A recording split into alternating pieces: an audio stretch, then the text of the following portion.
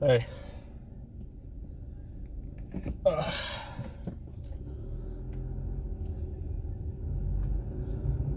so, uh, I'm trying to work out some physical assets that I can transfer money into. For reasons why I see my effects on Russia's effects on the economy video. That's the wrong way. I clicked my blinker on, facing the wrong way. I have a couple right now, obviously, but I have nothing big.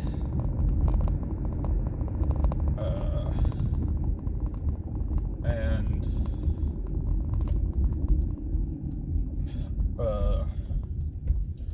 obviously, I've had a guess that people were going to move away from digital currency once the noticeable effects we're going to start showing that, like, hey, there's legitimately nothing stopping anyone from just turning off your currency.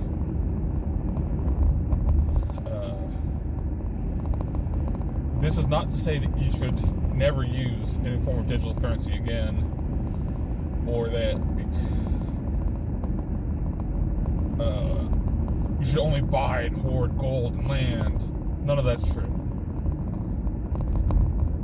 Digital currency, physical currency, and items of value all have their place.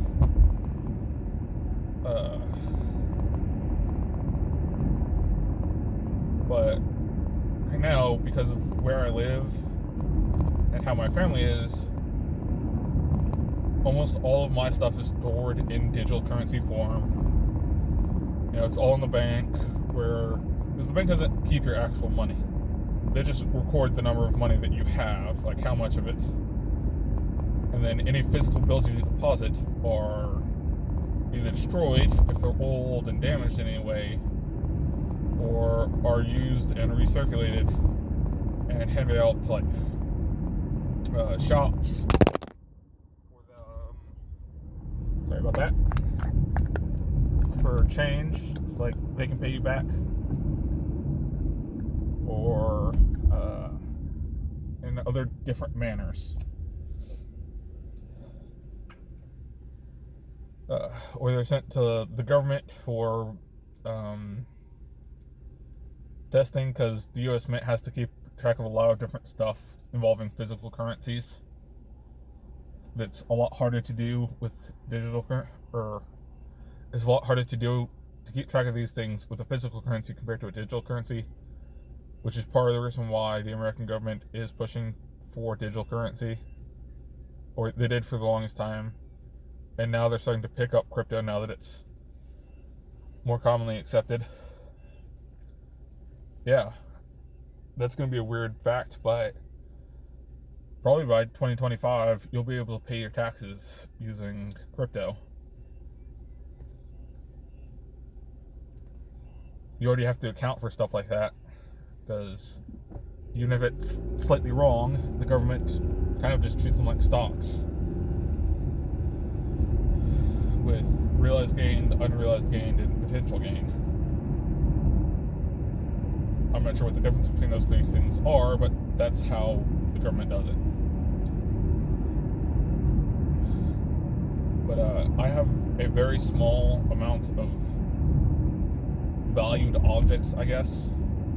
In my case, I think it's like 4 ounces of pure 24 karat gold. I think it's 4 ounces. I don't remember the exact amount, because I got them when I was younger, which is a couple $100. It's not a lot, mind you, but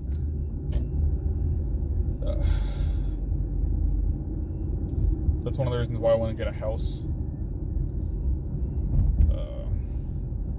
A stable living space that is, it's a lot harder to take something like a house than it is an apartment from you, because as required by law, all apartment owners, usually property managers, will keep a copy of whatever locks you have for your house, and changing them will get you massive fines, so people don't do that. I mean, obviously some people do that and can get away with it, but a lot of property managers like to show up all the fucking time under the guise of repairs, but that's because some of my neighbors are like growing pot or something, which is still illegal here. So there's a lot of checks, and so there's no real opportunity for me to change my lock. But banks have a lot harder time seizing your house than an apartment manager does your apartment, because of the way most of the contracts works. It's a lot of legal stuff that I'm not going to get into. Yeah. Sorry, if you can't tell, I'm super tired right now. And I'm just kind of talking because this is what I've been thinking about lately. Thank you for listening, if anyone's even been listening.